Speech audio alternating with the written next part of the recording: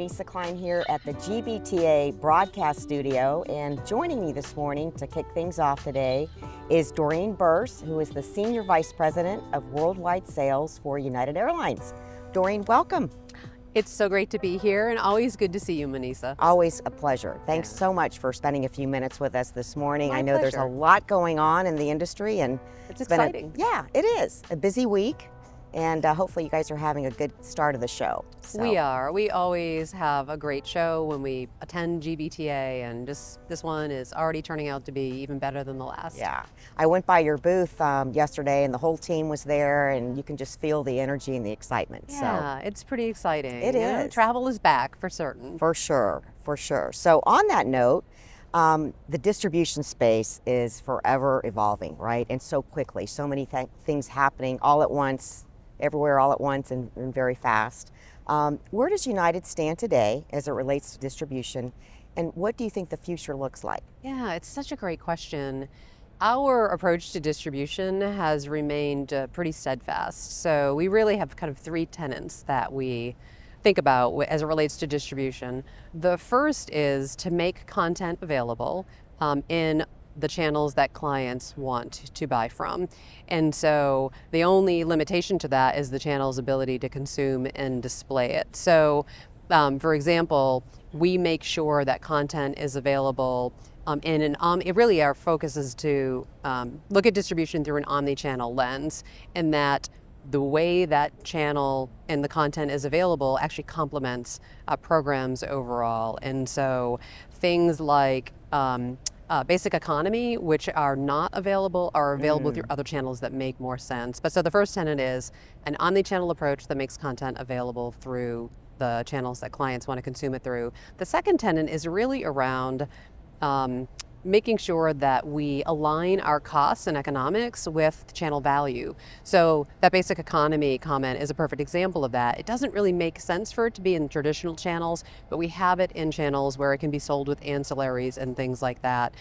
In addition, we have really made a point to enhance the capabilities and the functionality of the channels that we do business in, particularly our own direct channels, to again make content and other ancillaries available to clients where they want to receive it.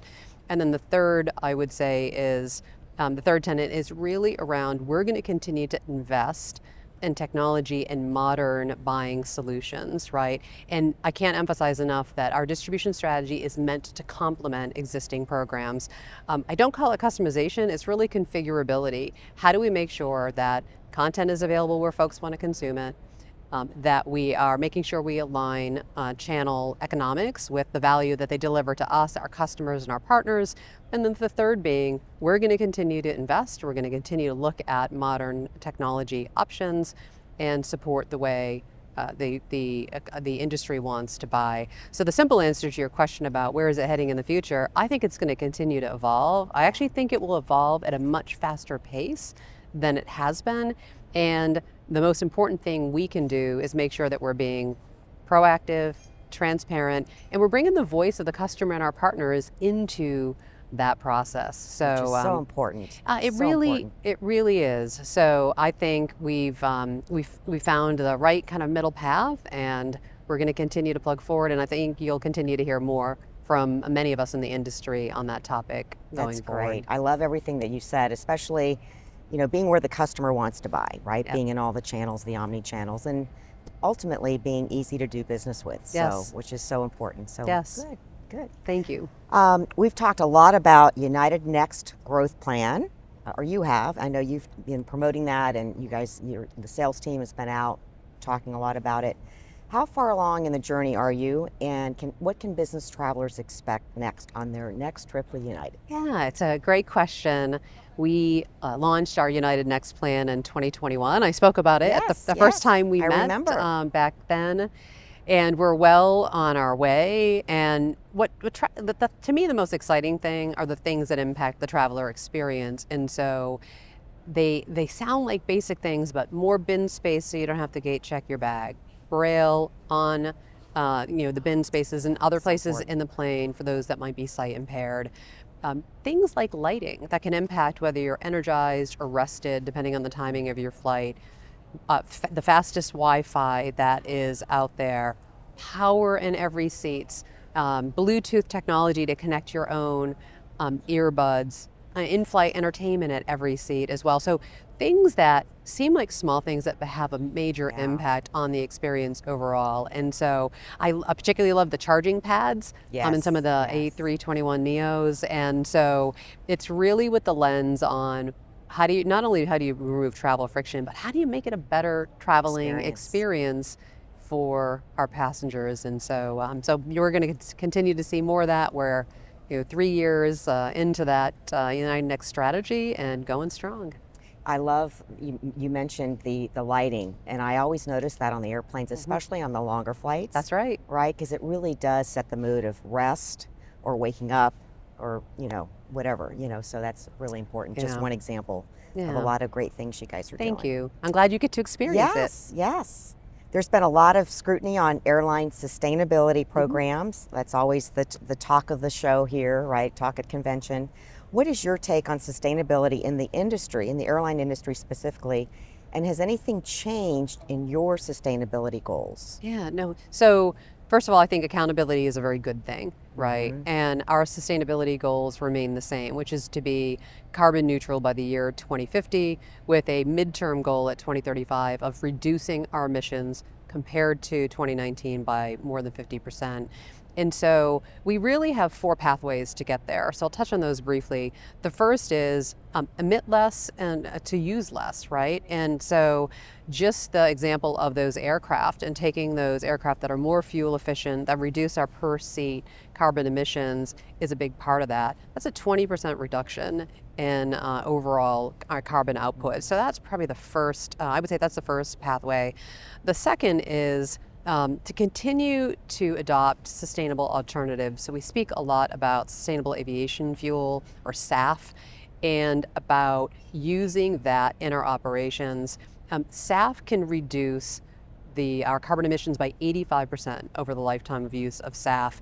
But the key or the challenge for us is in 2023, the use of SAF was less than 0.1% of the fuel we use. And that's just because there's not enough of it. There's not enough demand, and there's not enough SAF being produced. And so the way we can impact that is we have things like the Eco Skies Alliance program, where we partner with corporations who are like-minded on things like the SAF premium, or our Sustainable Flight Fund, which others can invest in, that are focused on technologies that either promote the further use or production of SAF or use of other alternative options that are available too. So we're really focused on that.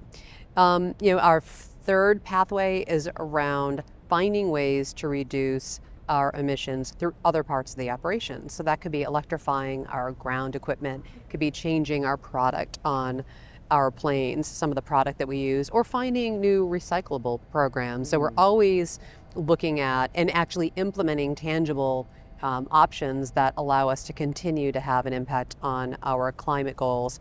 And then the last, and I would argue maybe in some ways the most important, is collaboration with partners.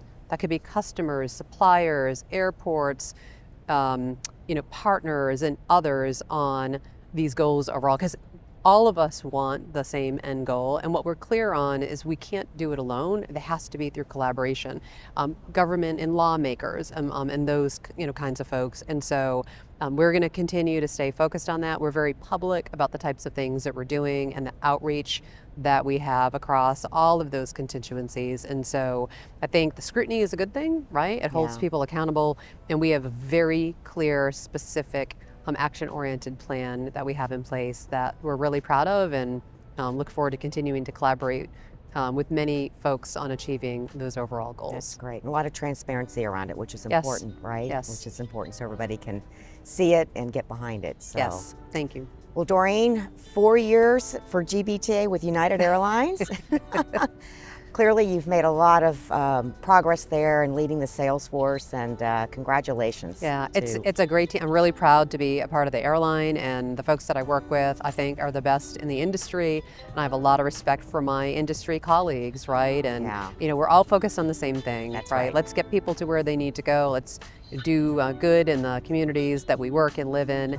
And I really look forward to seeing you throughout the show and being here again next year. Yes, and having fun along the way. Yes, right? absolutely. Right. Doreen, thank you so much for coming by and spending a few minutes with us. My pleasure. And Thank I you. look forward to seeing you throughout the convention. All right. I look forward to it as well. Thank you. Take care.